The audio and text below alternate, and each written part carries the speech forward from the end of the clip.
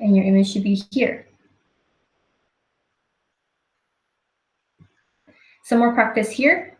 We're going to do 2 on the screens again, and then 2 more on your paper. So you have 2 of the same images and graph. Rotate one 180 degrees clockwise, and rotate the other 180 degrees counterclockwise. And what do you notice? Let's give that a try first and pause the video.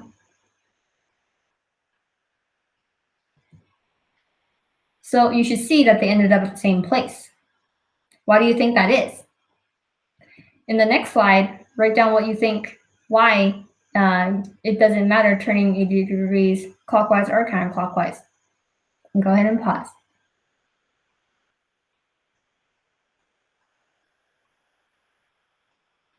Okay, a reason that why it doesn't matter is because going counterclockwise or clockwise, it's going halfway in the circle, and so your rotation is the same.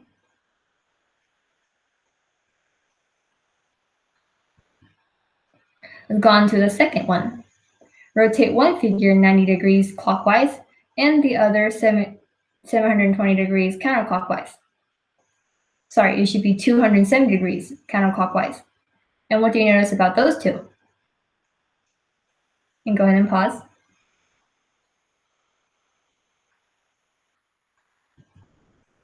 You should also realize that they end up in the same position. Using what you know about going in circles, can you write why turning 90 degrees clockwise is the same thing as turning 270 degrees counterclockwise?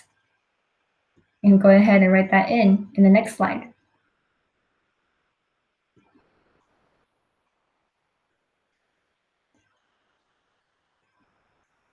The reasoning to that is very similar to 180 degrees.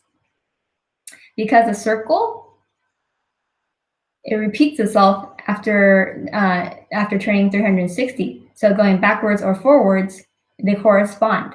Going forwards 90 degrees is the same thing as going backwards 270 degrees.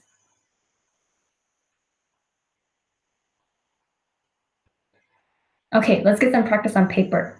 Sketch the graph on paper and try to plot the image of the vertices where you think it should go after rotating the figure 90 degrees counterclockwise. You can borrow some of the examples from before.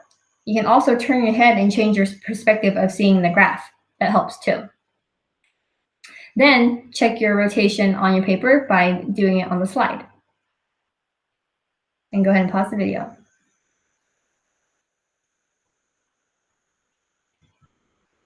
So your position should be here. Notice I just turned the image, but the X and Y axis should not change. It should only be the image. So the axes should stay in place.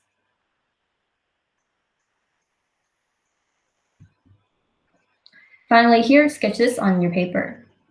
Then again, try plotting where the image would go for the vertices after rotating it 180 degrees. Notice I didn't put counterclockwise or clockwise because it's the same thing. So all I need to say is 180 degrees. Then check your work by rotating the graph in the slide. Let's see where you end up. Go ahead and pause. So using the rotation of the image on the slide, this is where you should end up. Again, X and Y axes are switched in the graph on the slides, but on your paper, they should stay put. Only the figure is the one that's rotating.